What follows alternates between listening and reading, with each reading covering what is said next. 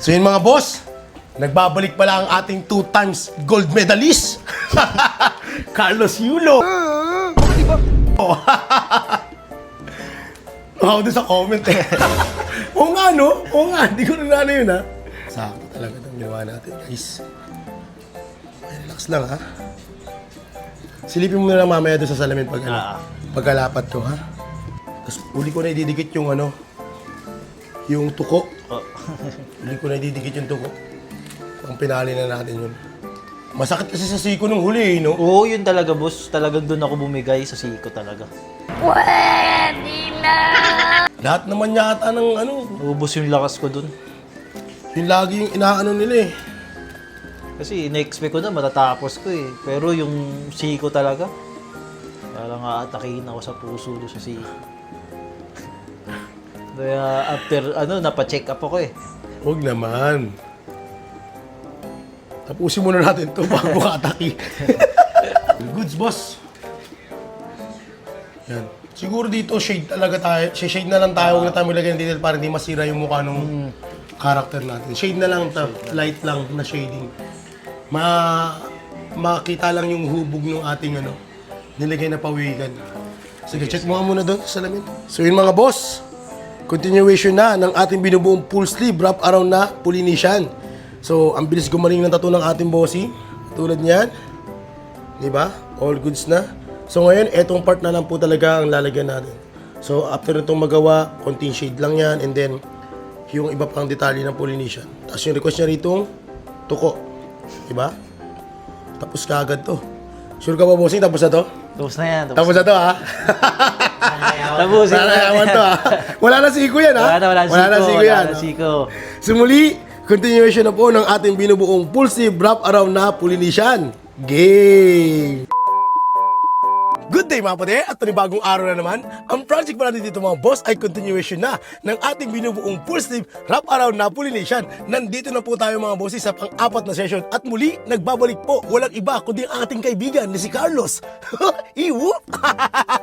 Walang kadala-dala pero nakakabilib mga bossing kasi nagbabalik siya para ipatapos na agad talaga itong full sleeve na pinapagawa niya mga bossing. Kasi nga po, may nikwento siya na nagpapapictorial siya pero hinahanapan niya ng angulo na huwag makita yung hindi tapos na tattoo niya.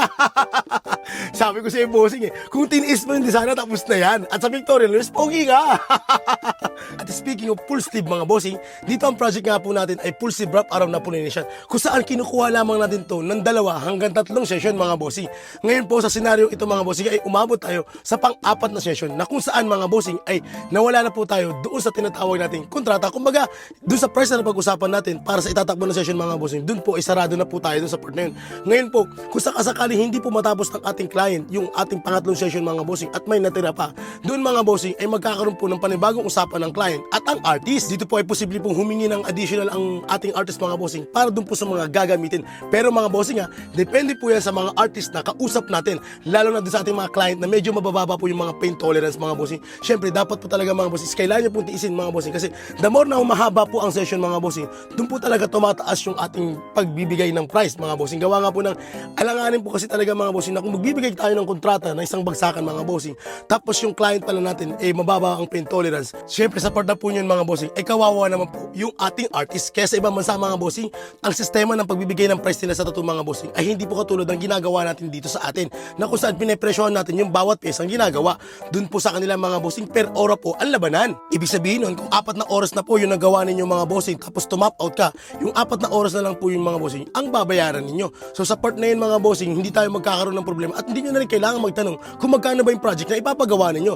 Dito mga bossing is talagang gagawin lamang po ng artist yung project na yun hanggang sa matapos niya at bibilangin na lamang po yung oras hanggang sa ito ay natapos. Kasi dun mga bossing, kung sakasakali mababa ang yung pain tolerance, wala kang magiging problema. Anytime ay pwede ka pong huminto mga bossing. Ang problema na lang dito mga bossing, syempre, yung pagkuha na naman po ng panibagong schedule mga bossing kasi kahit saan ka po magpunta o kahit sino pong artist ang kausap natin mga bossing, importante pa rin po talaga na meron tayong mga schedule. So sana po nakatulong po yung ating simpleng tip mga bossing ha. So ito palang ating finished product mga boss.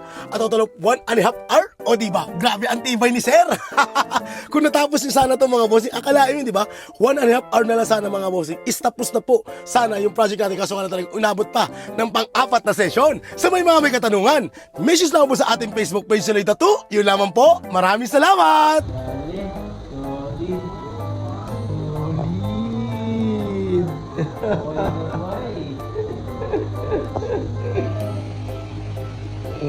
Good, sir. Ang ganda sa salamin eh, oh.